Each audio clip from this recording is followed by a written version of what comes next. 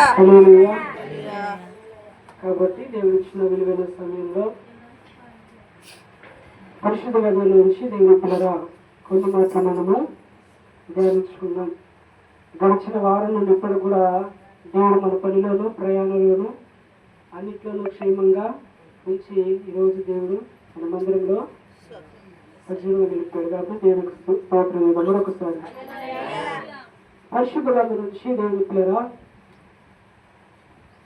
ఒక జీవితము బాగుపడాలంటే ఏ స్థాయి చెప్పనంటే ఏ వయసులో వాడి యొక్క జీవితం మారింది చెప్పండి అమ్మా.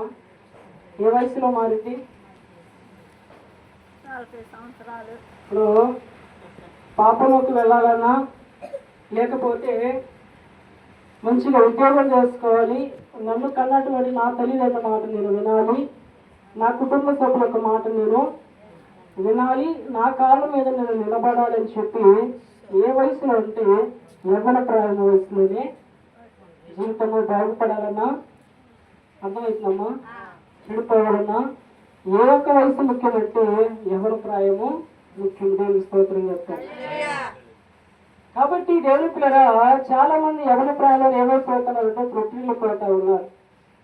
మంచి ఏదో చెడేదో తెలియకుండా దేవుని పిల్లరా ఇష్టానుసారంగా ఉండి ఏమనుకున్నారంటే నాకు ఒక వయసు వచ్చింది, నాకు ఒక స్థాయి వచ్చింది, నాకు కూడా వివాహం చేసుకున్నటువంటి స్థాయి వచ్చింది, కాబట్టి ఎవరిని చేసుకున్నా ఏం కాదని చెప్పి దేవునికి వ్యతిరేకంగా దేవుని పిల్లరా యవ్వన ప్రాయంలో ఏం చేస్తున్నట్టు వారి యొక్క నడతల్ని పరిశుద్ధ గ్రంథం నుంచి దేవుని పిల్లరా కొన్ని మాత్రం మనం ధ్యానించుకున్నాం.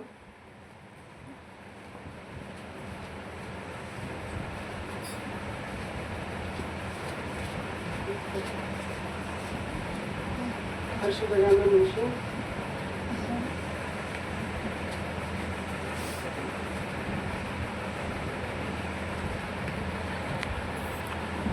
తిమోతి రాసినటువంటికి 2వ పత్రిక కొత్త నిబంధన పేజీ నెంబరు 194 పేజీ.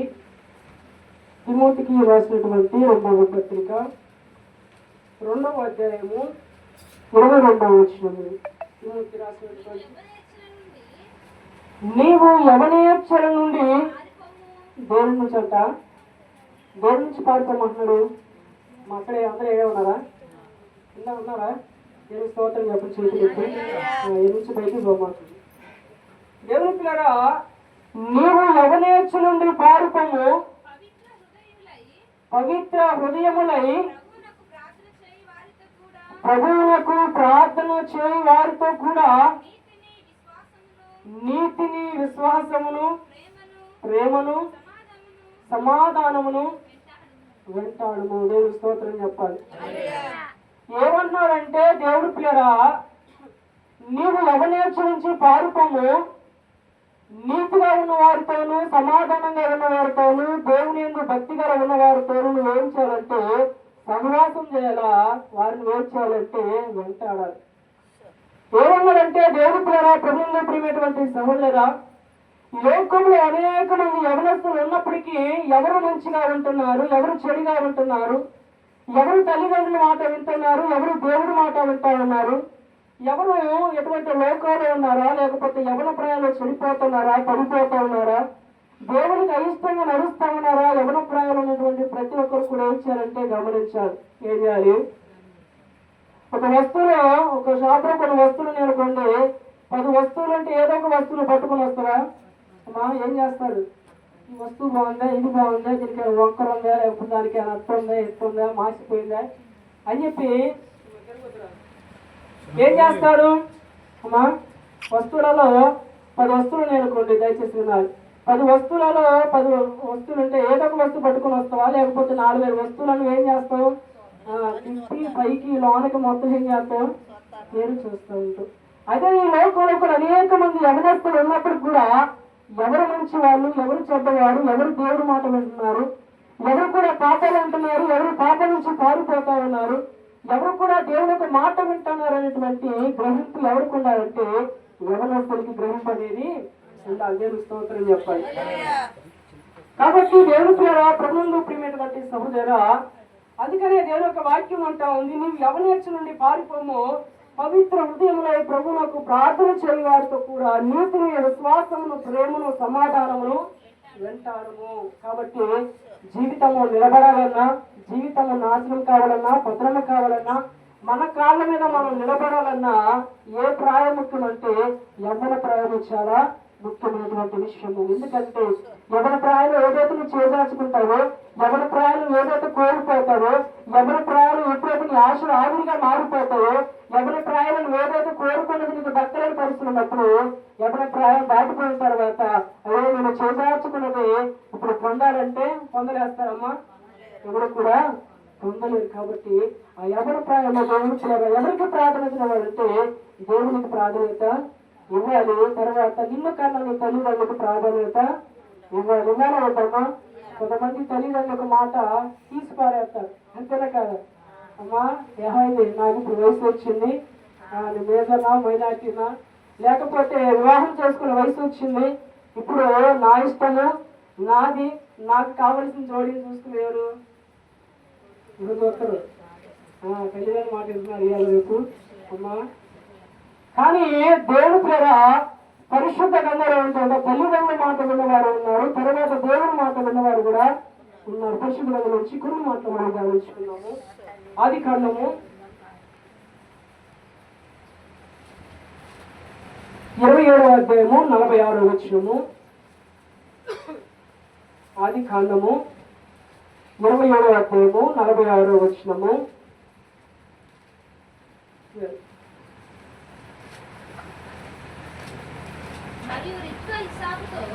మరియు రిబ్కా ఇస్సాకుతో ఇలాగ నేను ఏతు కుమారుల వలన ఏమైందంట? ఏతు కుమారుల వలన నా ప్రాణం విసికినది. ఈ దేశస్తురాలలో వీరి వంటి ఒకదానిని యాకోబు పెళ్లి చేసుకుని ఎడల నాకేమి ప్రయోజనము లేదు. ఇక్కడ చెప్తానండి. ఇక్కడ ఇస్సాకును రిబ్కా ఎవరెవరంట? దేవుని స్తోత్రం చెప్పండి. ఇస్సాకు రిబ్కా. ఏముంటుందంటే రిబ్కా ఇస్సాకుతో ఏముందంటయ్యా, ఈ రాజ్యంలో ఉన్నటువంటి స్త్రీల వలన, ఈ రేతులో స్త్రీల వలన నా ప్రాణం విసుకుపోయినది. కాబట్టి నాకు ఉన్న కుమారుడికి ఇక్కడ ఉన్నటువంటి కుమార్తెల వివాహము చేయొద్దు. ఏమంటుందంట? ఈ ఊరిలో ఉన్నటువంటి రాజ్యంలో ఉన్నటువంటి వారికి నా కుమారుడికి ఇచ్చి వివాహము చేయొద్దు, నా రక్త సంబంధులను కొర కాబట్టి వారిని మాత్రమే ఇచ్చి నా కుమారుడికి వివాహము చేయాలని చెప్పి. ఎందుకంటే ఆమెకి తెలుసంట, ఈ లోకంలో ఈ ప్రజలు, ఈ రాజ్యంలో ఉన్న ప్రజలు, ఊరిలో ఉన్న ప్రజలు అందరూ కూడా లేకపోతే చెడిపోయిన వారు, లేకపోతే భర్తలు ఏడిపించేవారు, భర్తల మాట వ్యతిరేకించేవారు, లేకపోతే ఇంకో విధంగా ఉన్నవారని చెప్పి వాళ్ళు గ్రహించి ఏం చేస్తుంటే వీరిలో ఎవరిని కూడా నా కుమారుడికి వివాహం చేయని నువ్వు ఇవ్వద్దు అంటున్నారు. ఎవరిని ఇవ్వమంటుంది? నా అన్న కుమారులు ఉన్నారు, నా సహోదరు కుమారులు ఉన్నారు, నా రక్త సంబంధకు ఉన్నారు. అక్కడికి వెళ్ళి నువ్వేం చేయాలంటే నా వారిని నా కుమారుడు తెచ్చి వివాహం నువ్వు జరిపించాలని చెప్పి. అదే ఆ మాట కూడా దేవుని పిల్లరా అక్కడ కింద చదువుకున్నట్లయితే తన కుమారుడితో కూడా చెప్పింది.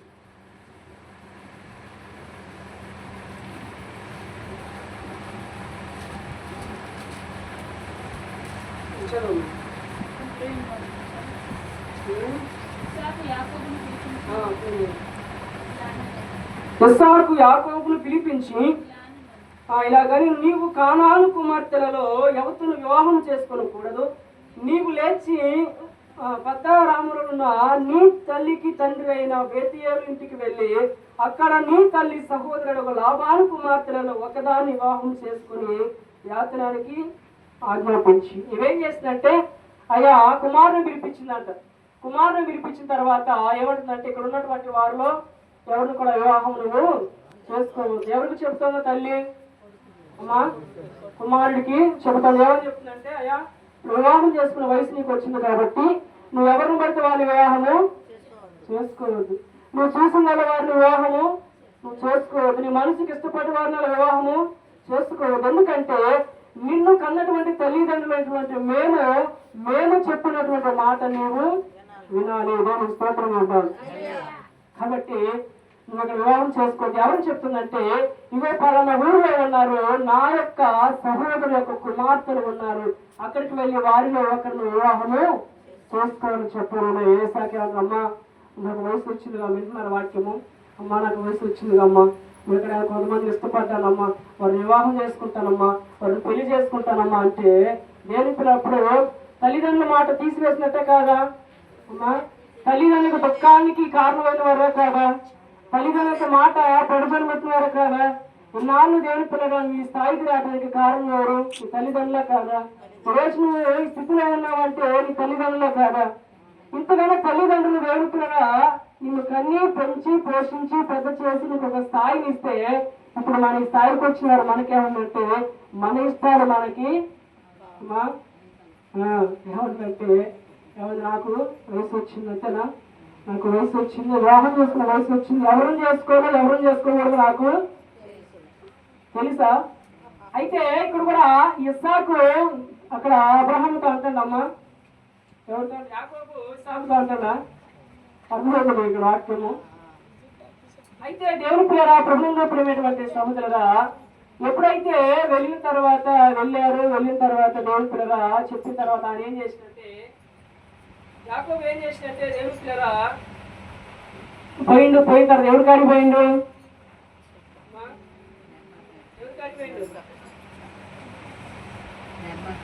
ఇస్సాకు రెబెకా వాళ్ళ కుమారుడు యాకోబు. యాకోబు ఎక్కడికి వెళ్ళిండు? తన మామ దగ్గరికి. తల్లి చెప్పను ఎమ్మట పైన వెళ్ళిపోయిన తర్వాత వాళ్ళ ఇంటికి వెళ్ళిపోయిన మధ్యలో కొంచెం స్టోరీ జరిగింది. తర్వాత వాళ్ళ ఇంటికి వెళ్ళిపోయిన తర్వాత అక్కడ ఏం చేస్తారంటే ఎన్ని సంవత్సరాలు కొడుకు చేస్తారు చెప్పండి, పని చేస్తారు చెప్పండి, ఎన్ని సంవత్సరాలు? అయితే అక్కడ ఇద్దరు కుమార్తెలు ఉంటారు. ఇద్దరు కుమార్తెల కోసం 14 సంవత్సరాలు చేస్తారు. దేవుని స్తోత్రం చెప్పాలి. పరిశుద్ధ గ్రంథం నుంచి దేవుని పిల్లరా 29వ అధ్యాయము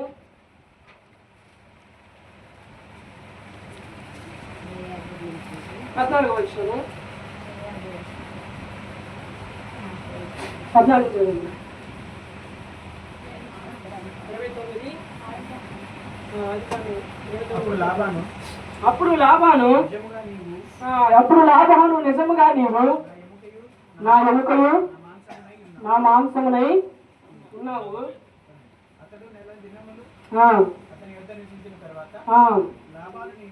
లాబాను నీవు నా పనివాడైనందున ఊరికి నాకు కొలువు చేసేదవా?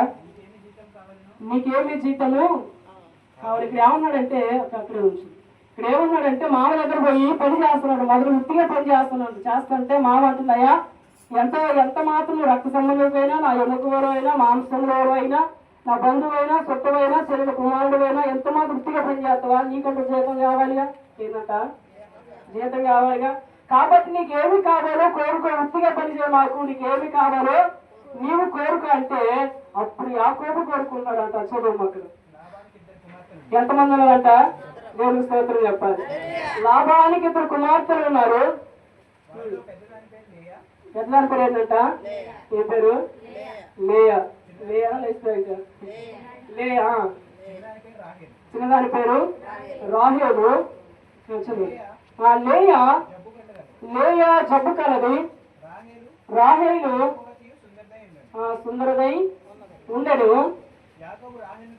ఎవరిని ప్రేమించినట్ట? యాకోబు రాహేలును ప్రేమించి నీ చిన్న కుమార్తె రాహేలును కోసము నీవు 7 సంవత్సరాలంట. అయితే లాభానికి వేరమానికి 2 కుమార్తెలు ఉన్నారు. పెద్దదాని పేరు లేయా జబ్బు కలదు, రెండవ దాని పేరు రాహేలు సుందరవతి అందగతి. అయితే ఇప్పుడు ఆయన మనసు ఎవరి మీద పడ్డది? చిన్న కుమార్తెటువంటి రాహేలు మీద పడ్డదని.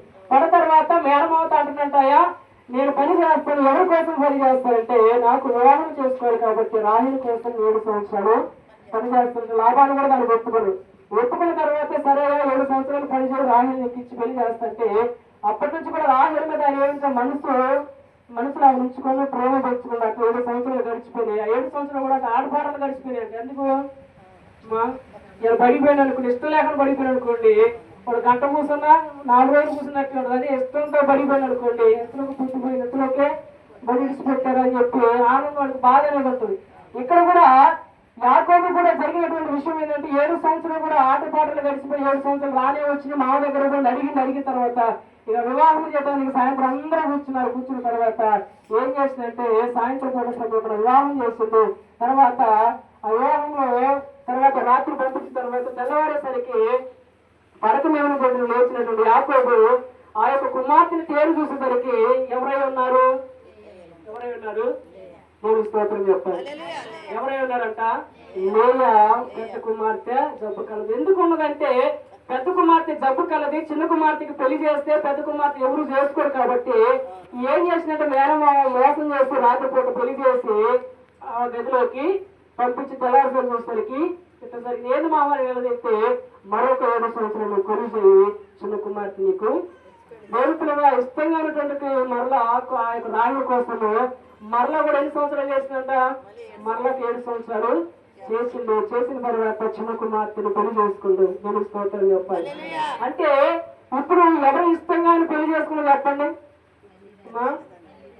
తల్లిదండ్రులు ఇష్టంగా పెళ్లి చేసుకున్నాడు. అక్కడికి వెళ్ళిన తర్వాత దేవుని పిల్లరా దేవుడు కూడా అతనికి తోడుగా ఎందుకు తోడుగా ఉన్నాడంటే తల్లిదండ్రుల మాట విని ఎంత దూరం వచ్చాడు పెళ్లి చేసుకోవడం చెప్పి దేవుడు కూడా అడ్డు చెప్పిండా? అమ్మా దేవుడు కూడా ఎక్కడైనా అడ్డు చెప్పిండా? ఇంకా దేవుడు ఇంకా బహుగా ఆశీర్వదించినంట దేవుడు పశువు మందలే గాని మేకల మందలే గాని ఐశ్వర్య గాని ఆస్తిని గాని పరివారనే గాని పిల్లల్నే గాని సమస్తను కూడా దేవుడు ఏం చేస్తుంటే ఆశీర్వాదించిన ఎప్పుడు ఆశీర్వదించినట్టే తల్లిదండ్రుల మాట పడజోలు పెట్టినప్పుడా? అర్థమవుతుంది వాక్యము అమ్మా. ఎప్పుడైతే తల్లిదండ్రుల మాట విని దేవుడి పిల్లరా కానురాని దేశానికి వచ్చి అక్కడ 14 సంవత్సరాలు పశువులు కాసి పొలం పని చేసి పేడకాలు వేసి సమస్తాన్ని కూడా గొర్రెలు కాసి నానా శాఖలు చేసినటువంటి యాకోబు దేవుని పిల్లరా దేవుని యొక్క ఆశీర్వాదం ఎప్పుడు పొందుకున్నాడంటే తల్లిదండ్రుల మాట విని తన వివాహం వయసులో మరి ఎవరైతే ఎవరిని చేసుకోవాలో వారిని చేసుకొని ఆయన పంపించినప్పుడు ఆ యొక్క దేశానికి వెళ్ళి 14 సంవత్సరాలు కూడా పని చేసి వారిని పెళ్లి చేసుకున్నప్పుడు దేవుడు ఏం చేసిన అడ్డు చెప్పలేదు కానీ ఆశీర్వదించండి. దేవుని స్తోత్రం చెప్పాలి. ఈ రోజు కూడా నేను అంటాను దేవుడుతున్నారా ప్రభుత్వంలో ప్రేమైనటువంటి సహోదరురా చాలా మంది తల్లిదండ్రులకి వ్యతిరేకించి వివాహం చేసుకున్న విషయాలు చూడండి. ఎట్టుండదమ్మా అమ్మా? ఎట్టుండదు? సమాధానం ఉంటుందా? సంతోషం ఉంటుందా? దేవుని పిల్లగా ఇంట్లో సంతోషం కానీ సమాధానం కానీ భర్తకు భార్య కానీ భార్యకు భర్తకు కానీ ఉంటుందమ్మా? ఆ ప్రేమ ఎన్ని రోజులు ఉంటే చెప్పండి అమ్మా? పెళ్లి చేసుకున్న తర్వాత సరే 1 సంవత్సరం ఇష్టపడ్డారు, తర్వాత ఎంత కూడా పెళ్లి చేసుకున్నారు. పెళ్లి చేసుకున్న తర్వాత 1 సంవత్సరం పిల్లలు పుట్టిందాక అటు తిరిగిందాక ఉండదేమో ప్రేమ. కానీ ఆ ప్రేమ మాత్రం తర్వాత ఏమైపోతే చిన్నగా ఏమైపోతే అమ్మా తగ్గిపోతే ఏమంటామ్మా తర్వాత తీసుకుంటా అనవసరంగా నిన్ను ఆనాడు మేము మా అమ్మ చెప్పిన మాటికి మహాన్ చెప్పిన మాటికి ఈ రోజు కష్టాలు కాదు కదా. ఆ రోజు నా తల్లిదండ్రులు చెప్పిన మాట వినకపోయాను కదా, ఇప్పుడు ఏమైనా చేస్తే వచ్చిందమ్మా మళ్ళీ అమ్మా అనవసరం ఏం చేసుకున్నా ఆనాడు ఇది చెప్పి ఆ మాటలు విని ఈ మాటలు విని అట్ట చేసి ఇంకా ఇద్దరు మధ్య ఏమైపోతుంది రోజుకి అమ్మా. మొన్న నేను ఒక న్యూస్ చదివా. ఏంటంటే ఆ న్యూస్ ఒక కాలేజీలో ఒక అతను అంటే 2 అమ్మాయిలు ఇష్టపడ్డారు. వినాలి వాక్యం. ఇష్టపడిన తర్వాత వాళ్ళిద్దరు కూడా అమ్మాయిలు ప్రాణ స్నేహితులు. అయితే మొదట అమ్మాయి ఏం చేస్తుందంటే పెళ్లి చేసుకుని వెళ్ళిపోయి ఈ యొక్క 2వ అమ్మాయి ఏం చేసిందంటే ఇతను ప్రేమించుకుంటా ఇతనితో ఉన్నది. ఇక పెద్ద కూడా ఏం చేసిందంటే ఫస్ట్ పోయిన తర్వాత ఏం చేస్తుందంటే భర్తను కూడా విడిచిపెట్టి మరలా ప్రియుడి దగ్గరికే వచ్చిన తర్వాత వీళ్ళిద్దరు పడక వీళ్ళు ఏమనుకున్నారంటే నీవు నేను ఇద్దరినే కోరుకున్నాం కాబట్టి ఇద్దరు కూడా ప్రాణ స్నేహితురాలు కాబట్టి మనమందరం కూడా ఇద్దరిలో ఒక్కడే ఉండాలి కాబట్టి ఇద్దరు కలిపి పాయసం తాగుదాం మందు తాగుదాం అనుకున్నారు. ఏం తాగుతున్నారంట? మందు తాగుదాం అనుకున్నారు. మందు తాగుదాం అనుకున్నప్పుడు దేవుని పిల్లగా ఆ మందు తాగి ఎవరైతే బ్రతుకుతారో ఆ బ్రతికిన వాళ్ళు ఆయనతో ఉండాలి. దేవుని స్తోత్రం చెప్పాలి. ఉండాలనుకున్నప్పుడు సరే అని చెప్పి మందు తాగారు. మందు తాగిన తర్వాత అందరూ ఒక్కరు మాత్రమే మిగిలారు. మిగతా వాళ్ళు చనిపోయారు. ఇక్కడ దేవుని పిల్లగా చనిపోయే వారి జీవితం ఏమైపోయిందో నాశనం అయిపోయిందా కాలేదా? భర్తను విడిచిపెట్టి వచ్చింది దేవుని పిల్లగా తల్లిదండ్రుల కష్టాన్ని అర్థం చేసుకోలేక వారు చేసినటువంటి వివాహాన్ని అర్థం చేసుకోలేక వారి మనసుని అర్థం చేసుకోలేక ఏం చేస్తుందంటే ఆమె కూడా వచ్చింది మందు తాగింది చచ్చిపోయింది. కానీ ఎవరికి నష్టం చెప్పండి? తల్లిదండ్రులకి నష్టమే. ఆమె పరువు పోయింది. యొక్క వివాహం వచ్చి అందరూ కూడా తన ఒక మాట అనుకుంటారు. తర్వాత ఈమె నుండి 3 ఏళ్ళు బ్రతకాలటువంటి జీవితం ఏమైపోయిందంట? ఏమైపోయింది? ఆగమైపోయిందా లేదా? ఆగమైందా? ఆగమైపోయినటువంటి ఇప్పుడు మరి నష్టపోయింది ఎవరు? తన జీవితాన్ని దేవుడు ఇచ్చినటువంటి గొప్ప జీవితాన్ని ఏం చేసుకున్నావా?